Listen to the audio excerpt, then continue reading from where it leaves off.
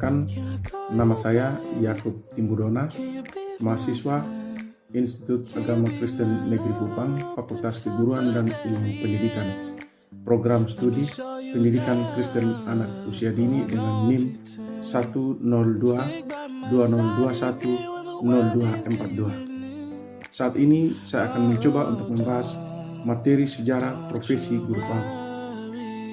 Pekerjaan atau profesi guru sudah ada sejak manusia mampu berpikir dan mengenal ilmu pengetahuan. Dan sepanjang sejarah kehidupan manusia, guru selalu ada di tengah-tengah masyarakat untuk mengajarkan berbagai ilmu pengetahuan untuk mempermudah manusia menjalankan kehidupannya. Dalam sejarah Indonesia, pekerjaan guru ternyata berkembang seiring dengan perkembangan zaman, mulai dari zaman kerajaan Hindu-Buddha, Kesultanan Islam hingga masa reformasi.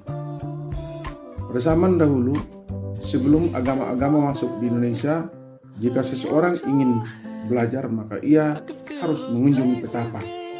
Pada zaman Hindu-Buddha, orang belajar di wihara, dan guru adalah orang yang mampu memandu murid-muridnya menuju jalan yang benar. Guru tersebut dipandang sebagai jelmaan Buddha oleh murid-murid.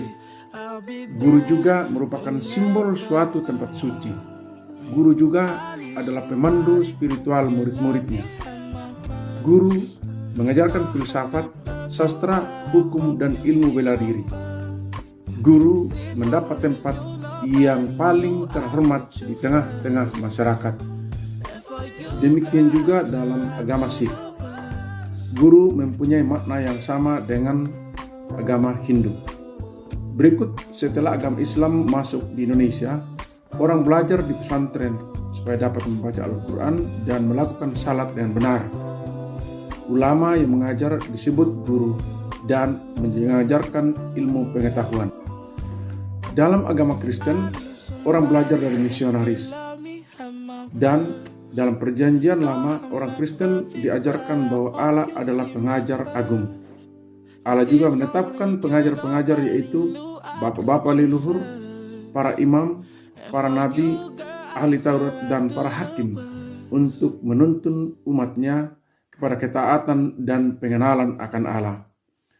Pengajar agung dalam perjanjian baru adalah Tuhan Yesus Kristus dan Rasul Paulus.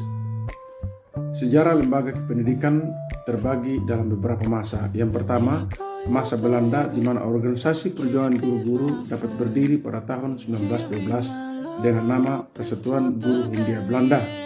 Yang kedua, masa pendudukan Jepang, di mana semua organisasi ditutup, termasuk organisasi Persatuan Guru Indonesia. Yang ketiga, masa kemerdekaan.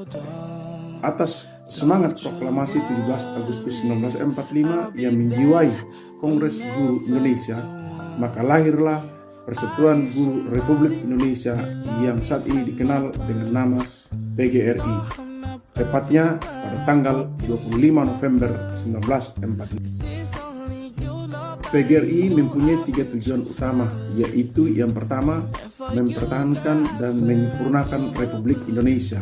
Yang kedua, mempertinggi tingkat pendidikan dan pengajaran sesuai dengan dasar-dasar kerakyatan. Dan yang ketiga, membela hak dan nasib buruh umumnya dan guru pada khususnya. Lintas sejarah PAUD di Indonesia. Sejarah PAUD dapat dibagi menjadi beberapa periode. Yang pertama, periode penjajahan Belanda. Yang kedua, periode penjajahan Jepang. Ketiga, periode awal kemerdekaan. Dan keempat, periode lahirnya PAUD pada tahun 2003 sampai dengan sekarang. Latar belakang dan tujuan penyelenggaraan PAUD. Di antaranya yang pertama, masih banyaknya anak usia dini di Indonesia yang belum mendapat pendidikan di taman kanak-kanak atau playgroup atau lembaga sejenisnya.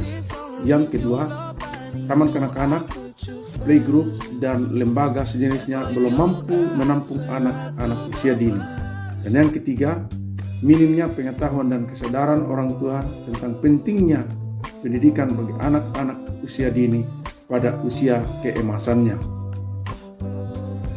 Oleh karena itu, ada beberapa strategi yang perlu dilakukan untuk memperbaiki dan meningkatkan kualitas bangsa melalui pendidikan berkualitas yang dimulai dari anak-anak usia dini, serta memberikan kehidupan yang sehat dan perlindungan dari kekerasan. Dan yang terakhir, gerakan Education for All dicanangkan agar pendidikan harus menyentuh semua lapisan masyarakat. Demikianlah yang dapat saya sampaikan. Saya mohon maaf jika terdapat banyak kesalahan dalam penyampaian saya. Show you love, I know pretend. Stick by my side even when the